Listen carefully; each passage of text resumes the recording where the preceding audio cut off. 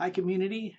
Today we're going to talk about that topic that you wanted me to talk about for a while, investing, right? We all want to learn more about investing, or so I thought.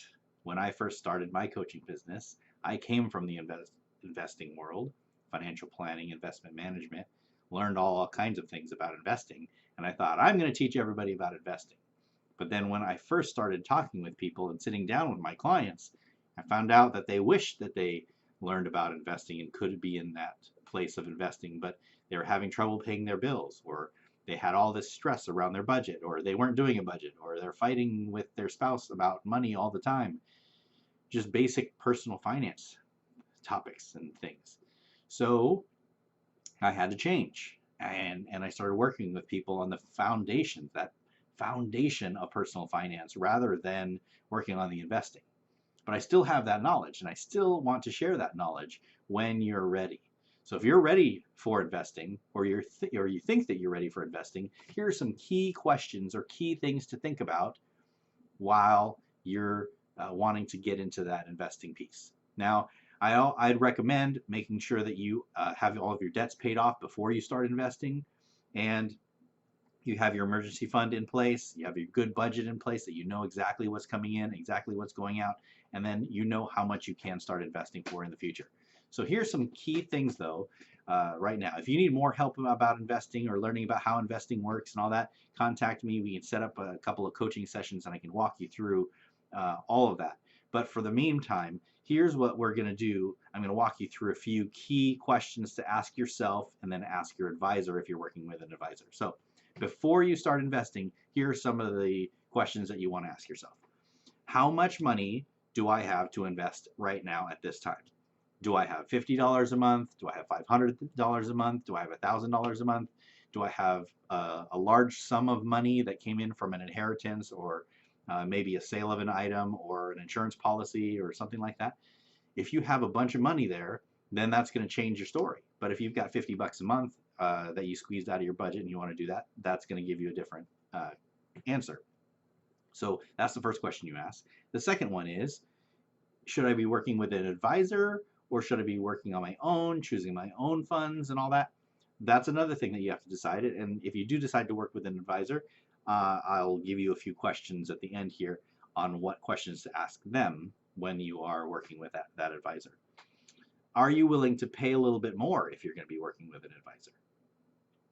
If you are, does the advisor treat you like they care about you, not just care about your money, care about you? Are they teaching you something? Are you learning something from them?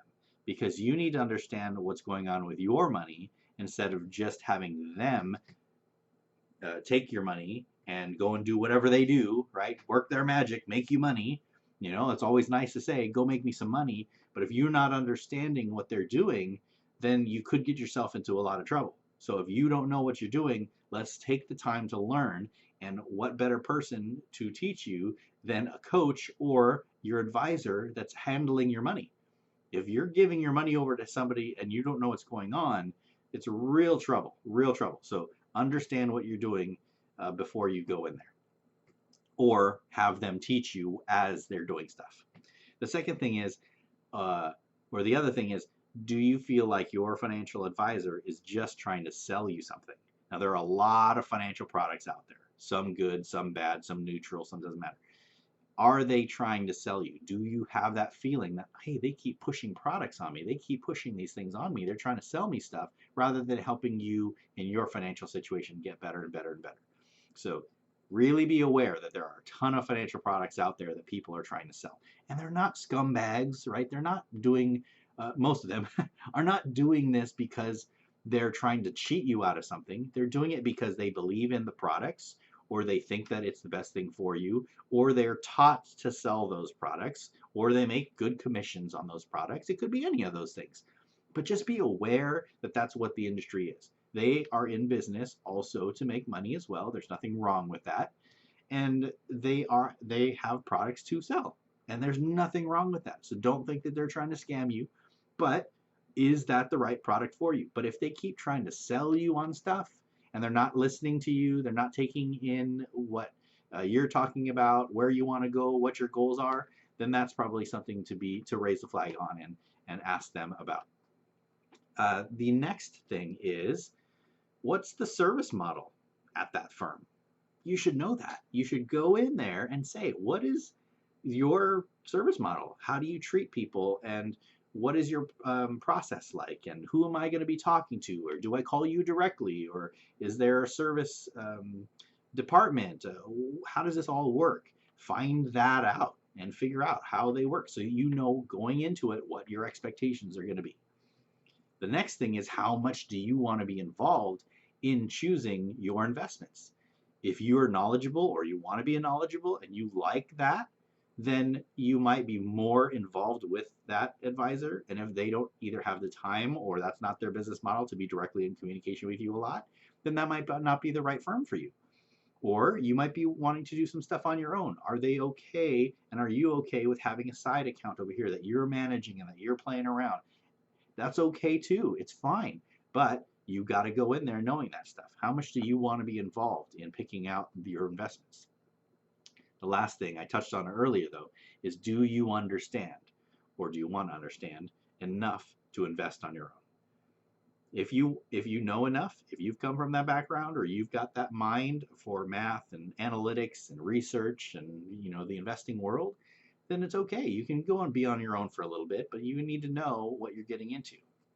Okay. Okay, so if you're going to work with an advisor, here's going to be a few questions to ask them. You have to ask these 5 questions. What am I investing in or invested in? If they present you 2, 3, 4 different portfolios or options, you need to know what you're invested in. Find that out. Why? Why are you investing me in this fund or this stock or this bond or whatever it might be, real estate? Whatever it is, ask them why. Why are you investing me in this, or why are you recommending this for my particular situation? Because if they've got a cookie cutter approach, that's probably not going to be good for you, because no two people are the same. The third thing is, how much does it cost? Go in detail through the fees, please, because if you don't know what the fees are, you're just going to pay whatever, and maybe you could have gotten the same thing for cheaper. The fees can kill you over the long period of time. So if you're paying 1% over here, but you can get the same thing for 0.5%, that's a 0.5% difference. And over time, that's going to save you thousands and thousands, if not tens of thousands of dollars, depending on your situation. So pay attention to the fees. It's okay that they charge you fees. That's part of what it is. It's part of the service. But know what your fees are going to be and know why you're paying those particular fees. The next thing is, are there other options? And I would always want you to ask this question. Are there other options that I should be considering? Their job is to go out there and figure out of the, let's say, 8,000, 9,000 mutual funds, which ones that they're going to pick for you. Well, they're not going to present you with the thousands of options that might be good for you. But what you can do is you can say, okay, you've given me 3 different options here. All right, here's the pros and cons of each. But what are some other options maybe that I haven't considered that you were thinking about for me that you didn't tell me about today? That might just be, oh yeah, you know what? All these other ones are probably pretty much the same, so I picked the best one out of that group, and that can be fine. But find out. Just ask the question. Are there some other options that I should be considering? Are there some alternatives that I should be considering? And then the last question, very, very, very important, just as much as fees, is how do these investments impact my taxes? And so if your financial advisor is not aware of what your tax situation is, get them aware.